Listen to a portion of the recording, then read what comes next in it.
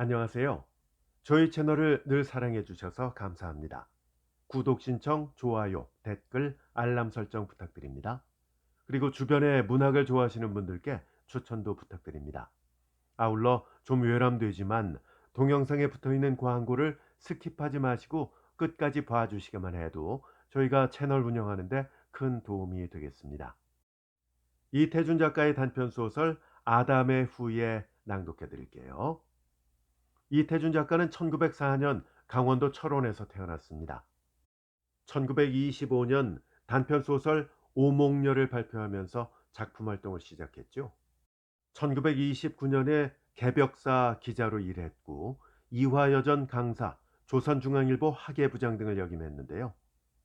1933년 이효석, 김기림, 정지용, 유치진 등과 함께 구인회를 결성했습니다.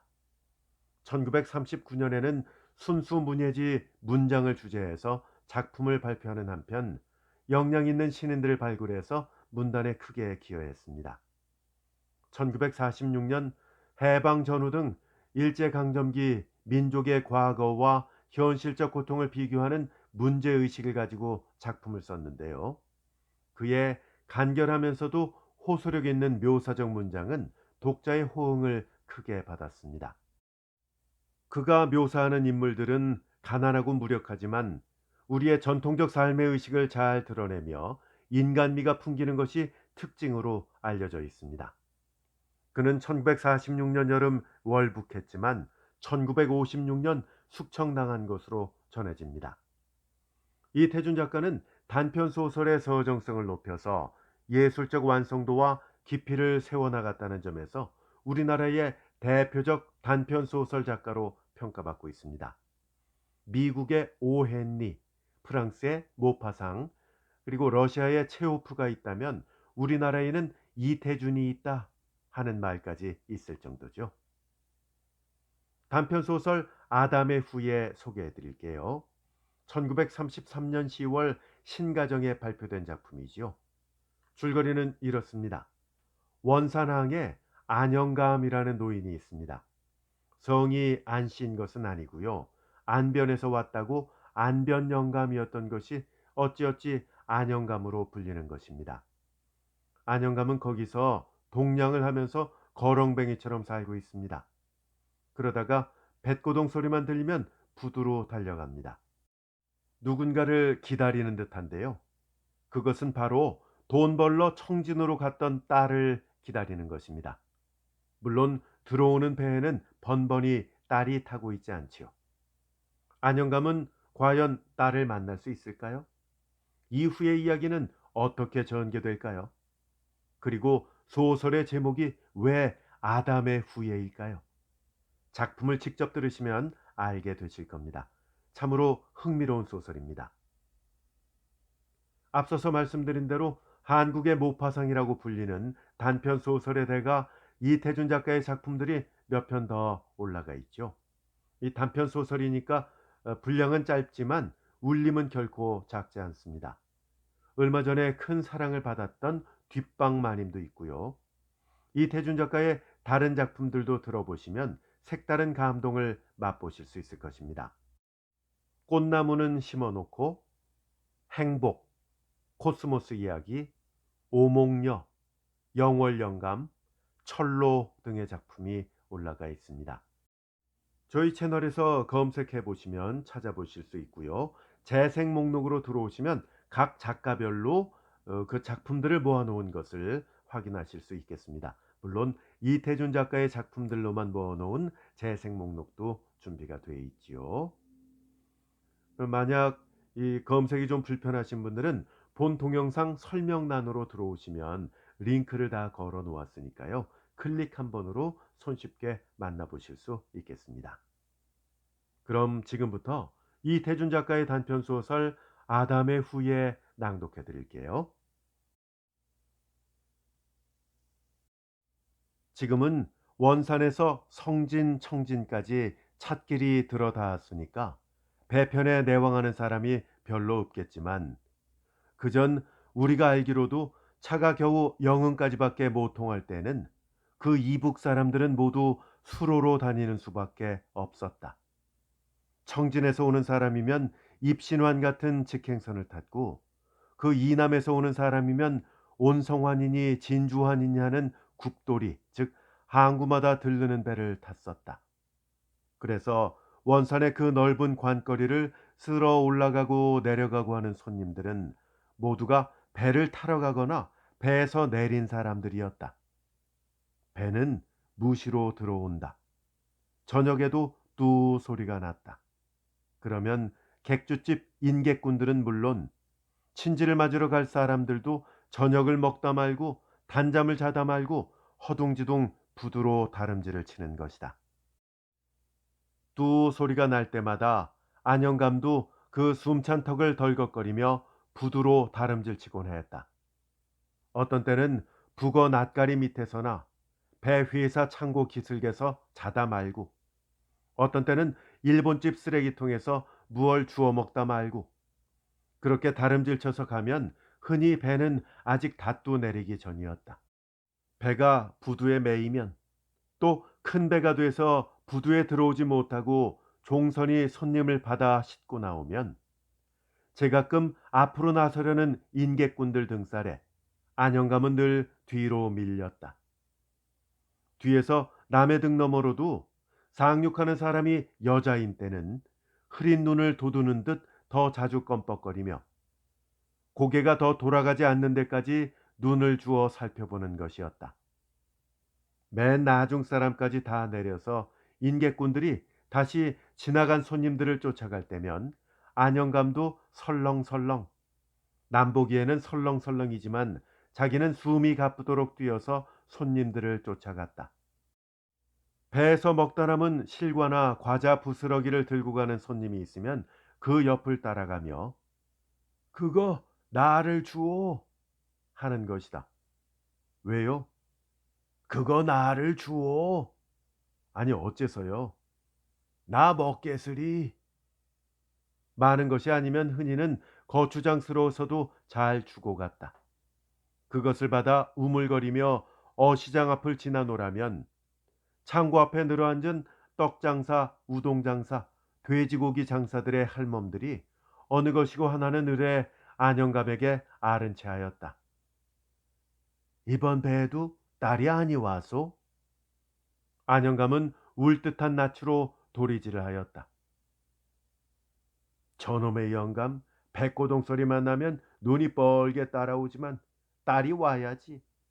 요즘 자식들 더구나 딸 자식이 무슨 애비 생각을 하겠게? 그렇지 않고 우리도 장사를 하지만 술 장사를 한다는 년이 지 좋으면 고만이지 무슨 애비 생각을 하겠소? 이것은 안영감을 지내놓고 장사 할멈끼리 주고받는 말이었다. 안영감은 성이 안가는 아니었다. 어느 떡장사 마누라가 한 번은 쉰 떡을 그에게 먹이면서 그의 사정 이야기를 듣고 안변에서 왔다고 해서 안변영감이라고 한 것이 귀하지 못한 사람의 이름이라 되는 대로 안영감이라고 불려진 것이었다. 안영감은 동전이 두 푼만 모여도 그 장사 할멈들에게 들고 와서 몇 번씩 되풀이하는 이야기거니와 본래 자기는 그리 적빈하지는 않아서 글자도 배우고 이름자는 적는 터이며 의식도 삼배 중에 조밥이나마 굶고 헐벗지는 않고 살았노라 하였다. 단지 남처럼 아들 자식을 두지 못해서 딸 하나 있는 것을 대릴 사위를 들였더니 그것도 자기 팔자 소관인지 딸이 사내를 따르지 않고 달아났다는 것이었다. 달아난 지 며칠 뒤에 청진 쪽으로 가서 술 장사를 해서 돈을 모아가지고 아버님을 모시고 나오겠다 하는 표현지가 한 번 있기는 했지만 그 후 3, 4년이 지나도록 소식이 없고 의탁할 곳도 없어서 떠날 때는 걸어서라도 딸을 찾아 청진까지 가보려던 것이었노라 했다. 그러나 원산까지 와서는 벌써 두 여름이 되는 동안 그저 떠나보는 날이 없이 혹시 딸이 이 배에나 저 배에나 돌아오지나 않을까 하고 망망한 바다에 배소리만 기다리고 사는 것이라 했다. 사는 것이라야 남보기엔 죽지 못해 사는 것이었다. 그러나 그도 자기 마음엔 그렇지 않은 듯 누가 자기의 목숨을 멸시하면 그것처럼 분한 건 없어 하였다. 어떤 때 장사 마누라들이 먹을 것을 주어놓고 저희끼리 동정하는 말로 불쌍한 늙으랑이 혹은 늙어서 고생하면 젊어서 죽느니만 못하다니 하고 짓거리면 안영감은 화가 버럭 치밀어 가만히 놓을 그릇도 댕그렁 소리가 나게 내던졌다. 그러면 마누라들이라고 가만히 있지 않았다. 앙이 저놈의 처음지 뉘게다 고를 내오. 동전 한 푼에 오전짜리 한 그릇을 먹이거든 고마운 줄 모르고 서리. 안영감은 다시는 안 볼 것처럼 들이내뺀다. 그러다가도 배가 고파 어찌할 수 없을 때엔 어느 재수댁들이나 찾아오듯이 다시 그 할멈들의 함지 앞으로 어슬렁어슬렁 나타났고 또 할멈들도 저놈의 첨지 공을 모르는 첨지 빌어먹어 싼 첨지 하고 욕을 퍼붓다가도 마수거리만 아니면 우동그릇 인절미를 김칫국해서 먹이곤 했다. 그 중에도 떡장사 할멈은 몇 해 전에 소장사를 나갔다가 죽은 자기 영감을 생각하고 늘 고맙게 굴었고 또 돼지고기 장사 할멈은 아들에게서 온 편지 피봉을 내보이고 안영감이 자기 아들의 이름과 사는 데를 알아맞히니까 그를 아는 사람이라 하여 가끔 돼지 쪽과 순대점으로 우대하였다. 안영감은 비나 몹시 쏟아져서 이 장사 할멈들이 하나도 나와 있지 않는 날이면 그날이 그야말로 사는가 싶지 못한 쓸쓸한 날이었다. 빗물 튀는 창고 처마 밑에 홀로 쭈그리고 앉아서 운무 속에 아득한 바다만 내다볼 때는 종일 눈물이 멎지 않았다. 더구나 저녁 때 두부 장사들이 삐삐하고 지나가는 나팔 소리를 들을 때면 몸부림을 치고 싶게 의탁할 곳이 없는 것이 서러웠다. 그러나 그런 날이라도 미리 주워두었던 담배 깐부기, 즉 담배 꽁초만 넉넉하면 한결 그것이 벗이 되었다. 날이 들면 안영감은 청천백일을 자기 혼자 보는 듯 싶었다. 불이 나게 관다리 위로 올라와서 대여섯 객주집 부엌만 거쳐 나오면 하루쯤 굶었던 배는 이내 숨이 가쁘리만치 불러올랐다. 배만 불러오르면 기선 소리가 날 때까지는 딸의 생각도 그리 아쉬운 것은 아니었다. 어떤 때는 혹시 네 집 부엌에서 고기 국물이나 얻어 마시고 나서면서 흐릿하게나마 딸에게 얹혀 살면 이런 부잣집처럼 고깃국이야 먹여주려고 하는 생각. 무딸에게 먹던 턱찌꺼기나마 남의 집 음식이니까 맛이 있지 하는 생각이 좀처럼 그를 비관하게는 하지 않았다. 또 원산은 자기 고향 안변에 비하면 비길 수 없이 넓고 장한 곳이었다. 밤낮 돌아다녀도 구경거리가 끊이지 않았다.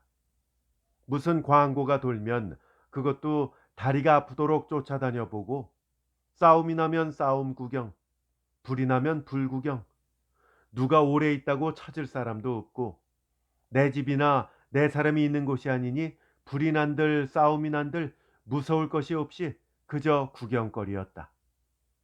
이런 구경이 없을 때엔 정거장으로 가서 담배 깐부기를 주워 모으는 맛도 좋고 그렇지 않으면 해변으로 나가서 남들이 고기 잡는 것, 게 잡는 것을 구경하는 것도 한가한 소일거리였다. 어떤 때는 철로길로도 오리씩 십리씩 다녔다. 혹 그새 배가 들어오지 않을까 하고 걱정하면서도 뜨거운 철로길을 가는 줄 모르게 십리씩은 가곤 하였다. 그것은 차에서 내버린 찻주전자나 사이다병, 비루병 같은 것을 줍는 재미였다. 사이다병이나 비루병은 엿장사가 받았고 찻주전자 같은 것은 모양만 예쁘면 간장주전자로 쓰느라고 장사 할멈들이 받아주었다. 안영감은 자기가 주운 것을 모조리 내놓지는 않았다. 그 중에 제일 예쁘게 생긴 찻주전자 하나와 사기 뚜껑이 달린 정종병 하나는 늘 꽁무니에 차고 다녔다. 장사 할멈들이 그건 뭘 하려고 하고 물으면 씩 웃으면서 딸 주려고 하였다. 안영감은 구경 중에 말광대 구경과 낚시 구경을 제일 즐겼다. 말광대가 오면 일주일이면 일주일, 이주일이면 이주일 동안 밥만 얻어먹으면 밤낮을 그 앞에 가서 살았다. 곡조를 알 리 없건만 또 무엇에서 나는 소린지 알 리 없건만 처량한 듯한 그 음악이 듣기 좋고 밖에 서 있는 사람들을 홀리노라고 이따금 한 번씩 휘장을 열어 보일 때 순간순간이나마 공구경을 하는 재미가 좋았다. 그러다가 말광대가 훌쩍 떠나가면 안영감은 눈물이 날 듯 자기도 그들과 한패로 다니다가 저만 떨어진 것처럼 섭섭하기 한이 없었다. 그러나 말광대는 어쩌다 한때 있는 것이고 낚시는 봄부터 가을까지 언제든지 있는 것이었다. 어떤 때는 자기 자신이 낚시나 나오는 것처럼 여러 집 상에서 긁어모은 고추장을 그 딸 준다는 찻주전자에 넣어가지고 흰밥과 팥밥 덩이를 한 대 신문지에 싹 끼고 해변으로 어슬렁거리고 나왔다. 낚시꾼들은 일본 사람이 많았다. 왜 그런지 일본 사람 곁에 앉아 구경하기에는 마음이 턱 놓이지가 않아서 조선 사람 곁으로 간다. 조선 사람은 어른이 적고 늘 아이들이었다. 아이들은 어른보다 짐작이 서툴러서 낚시를 적당한 기회에 채지 못하기 때문에 빈 낚시가 자주 나왔다. 보다가 딱 하면 안영감은 자기 자식이나 나무라듯이 소리를 질렀다. 어째 저런 때 채지 않느냐? 채, 고기가 너를 잡겠다. 이런 소리가 두어 번 거푸지면 아이들은 안영감을 흘겨보았다. 나중엔 안영감이 일어서지 않으면 아이들이 다른 데로 낚시터를 옮겼다. 안영감은 남이 헛낚시를 챌 때마다 낚시질을 자기가 한번 해봤으면 싶었다. 자기가 하면 한 번도 헛낚시가 없이 번번이 고기가 잡힐 것 같았다. 그래, 이 크지 않은 욕망을 이루어보려던 것이 그만 어떤 일본 사람 가게 앞에서 낚싯대 도적으로 붙들린 것이었다. 그리고 그때 마침 안영감이 뺨깨나 좋게 맞을 것을 면하느라고 원산에서 자선가로 유명한 비서양 부인의 눈이 이내 그곳에 머무르게 되었다. 따라서 전화위복이라 할까? 안영감은 비부인의 계획 중인 장래 양로원에 수용될 사람으로 따라가게 된 것이었다. 비부인집 과수원 옆에 임시로 지어놓은 단칸 함석집 안에는 안영감보다 먼저 들어있는 두 늙은이가 있었다. 하나는 안영감보다 7년이나 위인 해수병쟁이요. 하나는 나이는 50밖에 안 되었어도 청맹관이었다. 안영감은 처음 비부인을 따라 나설 때에는 이제야 팔자를 고치나 보다 했지만 이 두 동료를 발견할 때 이내 정이 떨어졌다. 더구나 여러 가지 규칙이 있었다. 몇 시에 자고 몇 시에 일어날 것, 방과 뜰을 차례로 소재할 것, 이를 닦을 것, 옷에 이를 잡을 것, 비부인을 따라 예배당에 갔다 오는 외에는 일절 외출을 못할 것, 담배와 술을 먹지 못할 것, 실과 나무와 꽃나무에 손을 대지 못할 것, 동료 간에 서로 동정하고 더욱 눈먼 사람은 도와만 줄 것, 틈틈이 성경책을 볼 것 등 정신이 얼떨떨하리만치 기억해야 될 일이 많았다. 안영감은 이내 이 규칙을 범하였다. 낮에는 청맹관이 영감과 반찬 그릇을 손으로 더듬는다고 소리를 지르며 싸웠고 밤에는 해수병쟁이 영감더러 밤새도록 기침을 당나귀처럼 하니 옆에서 언제 자고 언제 제 시간에 일어나느냐 하고 목침을 던지며 싸웠다. 게다가 어디서 주웠는지 담배 깐부기를 피우다 두 번이나 들켰다. 그래서 안영감은 자주 비 부인에게 불려가 문책을 당하였다. 하루는 비 부인이 같은 서양 부인 하나를 데리고 나와서 뭐라고 한참 저희끼리 짓거리더니 나중에 조선말로 이 부인은 상해에서 오셨는데 당신들 위해서 돈 50원을 주셨소. 고맙습니다 해야지 라고 하였다. 안영감은 솔선하여 허리를 굽히고 고개를 껐덕껐덕하여 치하하는 뜻을 표하였다. 그리고 그날 종일과 그 이튿날 종일 비 부인이 그 돈 50원을 가지고 나와서 자기네 세 사람에게 나누어 주려니 하고 기다렸다. 나중에는 기다리다 못해 비 부인집 하인에게 물어봤더니 하인은 무릎을 치며 웃었다. 당신 돈 가지면 뭘 하겠소? 산 사람이 돈을 쓸 데가 없을라고. 글쎄 이 안에서 어디에 돈을 쓰오? 안영감은 한참 만에 대답이라기보다 혼잣말처럼 중얼거렸다. 아닌 게 아니라 이 안에서 죽은 목숨이지. 죽는 날이나 기다리고 있는 게지. 이날부터 안영감은 더욱 바깥이 그리워졌다.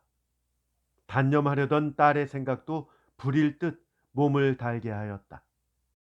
이런 경을 칠. 그동안에 딸이 배에서 내렸는지 네 아나? 하며 비 부인에게 와 있는 것이 생각할수록 후회되었다. 더구나 조석으로 찬없는 밥상을 마주 앉을 때마다 밥값이나 내고 먹는 것처럼 찔게, 즉 반찬 투정이 나서 자기도 이래 가지고는 못 견디겠다는 각오를 했다. 남의 신세로 얻어먹고 살 바엔 마음대로 이런 것 저런 것 골고루나 얻어먹어 봐야지. 또 사람이란 게 문견이 넓어야 쓰는 것인데 이 속에서야 뭘 보고 들을 수가 있나 원. 하고 다시금 한탄하였다. 그 중에도 담배 피우고 싶은 것을 참을 때는 흰 머리털이 한 올씩 이마 주름이 한 금씩 느는 것처럼 속이 조였다. 그러나 어서 바깥 세상에 나가서 어느 객주집에 가면 흔히 얻어먹어 보던 대합 놓고 끓인 미역국과 그 어시장 앞에 늘어앉은 사람 좋은 할멈들에게 가서 인절미에 우동에 순대점을 얻어먹기만 하면 여기와 늙은 것쯤은 곧 회복될 것만 같았다. 어느 날 저녁 비부인 집에 온 지 이럭저럭 달포가 지나서 어느덧 가을 기운이 소슬한 달밤이었다. 안영감은 자리에 누웠다가 문득 바람결에 흘러오는 무슨 음악 소리에 귀를 목침에서 떼었다. 귀를 밝히니 옆 사람들의 코 고는 소리에 목침을 집어내 던지고 밖으로 나왔다. 나와 보니 불 밝은 거리에서 멀리 흘러오는 처량한 듯한 그 음악 소리는 언젠가 한때 귀에 뱄던 말광대 노는 소리였다. 안영감은 저도 모르게 어깨가 으쓱하였다. 저기를 못 가나? 치, 나갔다 다시 아니 오면 그만이지. 누구를 어쩔 테야? 안영감은 한참 서서 망설이다가 우수수 하는 바람소리에 사과나무 쪽을 돌아다 보았다. 갑자기 사과 생각이 났다. 사과를 따지 마라. 떨어진 것도 손을 대지 마라. 채참.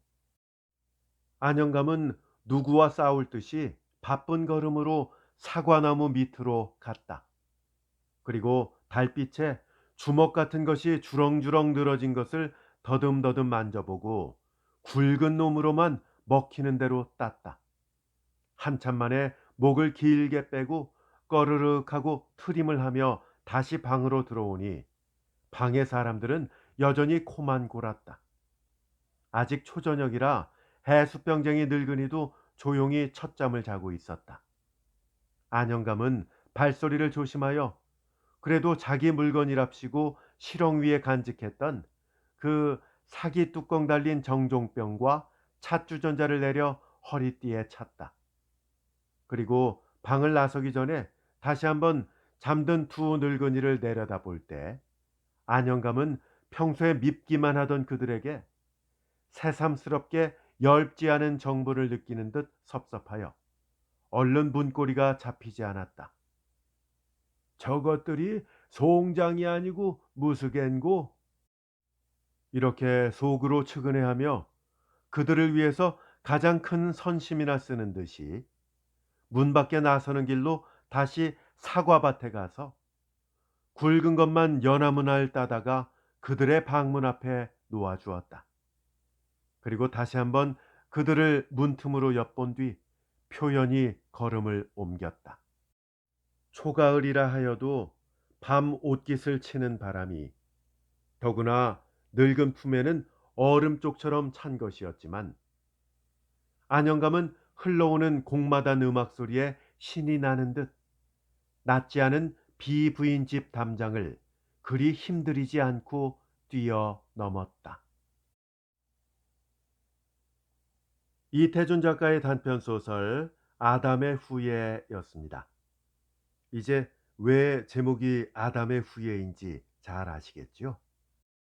오프닝에 말씀드린 것처럼 이태준 작가의 다른 작품들이 이미 여러 편 올라가 있습니다.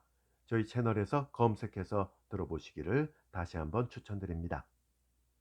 끝까지 함께 해 주셔서 대단히 감사합니다. 다음에 더 좋은 작품으로 찾아뵐게요. 안녕히 계십시오.